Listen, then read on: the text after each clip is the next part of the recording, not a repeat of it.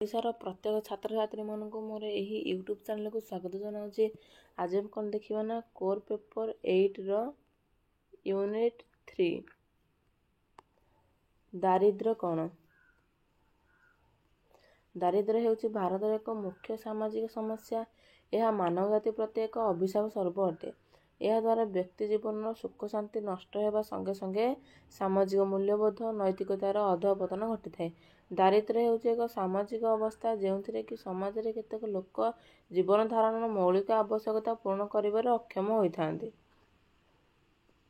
ଯେତେବେଳେ ସମାଜର ଅଧିକାଂଶ ଲୋକ ଜୀବନ ଧାରଣର ନିମ୍ନତମ ଜୀବନ ସ୍ତରରୁ ବଞ୍ଚିତ ହୋଇଥାନ୍ତି, ସେତେବେଳେ ସମାଜରେ ଦାରିଦ୍ର୍ୟ ତାର କାୟା ବିସ୍ତାର କରିଥାଏ ବୋଲି ବୁଝିବାକୁ ହୁଏ। ଆକ୍ଷରିକ ଅର୍ଥରେ ଦାରିଦ୍ର୍ୟ ଅଭାବକୁ ବୁଝାଇଥାଏ। ସାମାଜିକ ଓ ଅର୍ଥନୈତିକ ଦୃଷ୍ଟିରୁ ବିଚାର କଲେ ଦାରିଦ୍ର୍ୟ ବଞ୍ଚିବାର ଏକ ଅବସ୍ଥାକୁ ବୁଝାଇଥାଏ, ଯାହାକି ଶାରୀରିକ ସାମର୍ଥ୍ୟ ପାଇଁ ଆବଶ୍ୟକତାକୁ ଯୋଗାଇ ପାରି ନଥାଏ। ଦାରିଦ୍ର୍ୟ ଏକ ଆପେକ୍ଷିକ ଶବ୍ଦ। କୌଣସି ବ୍ୟକ୍ତି ବା ଦେଶ ସମ୍ପୂର୍ଣ୍ଣ ରୂପେ ଧନୀ ବା ଗରିବ ନୁହନ୍ତି। ଅନ୍ୟମାନଙ୍କ ତୁଳନାରେ ବ୍ୟକ୍ତି ଧନୀ ବା ଗରିବ ଭାବେ ପରିଗଣିତ ହୋଇଥାଏ।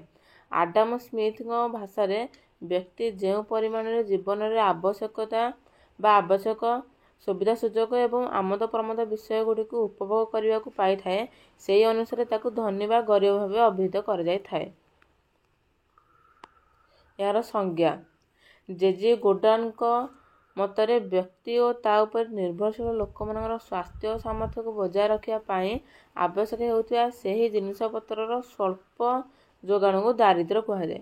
ଗିଲିନ୍ ଏବଂ ଗିଲିନ୍ଙ୍କ ମତରେ ଦାରିଦ୍ର୍ୟ ହେଉଛି ସେହି ଅବସ୍ଥା ଯେଉଁଥିରେ ଏକ ବ୍ୟକ୍ତି ସ୍ୱଳ୍ପ ଆୟ ହେତୁ ହେଉ କିମ୍ବା ଅମିତ ବ୍ୟୟିତ ଯୋଗୁଁ ହେଉ ନିଜର ଶାରୀରିକ ଓ ମାନସିକ ଦକ୍ଷତା ପାଇଁ ଏବଂ ନିଜକୁ ତଥା ନିଜ ଉପରେ ନିର୍ଭରଶୀଳ ଲୋକଙ୍କୁ ଚଳାଇବା ପାଇଁ ନିଜ ସମାଜର ନିର୍ଦ୍ଧାରିତ ମାନଦଣ୍ଡ ଅନୁଯାୟୀ ଏକ ଉଚ୍ଚତର ଜୀବନ ଧାରଣର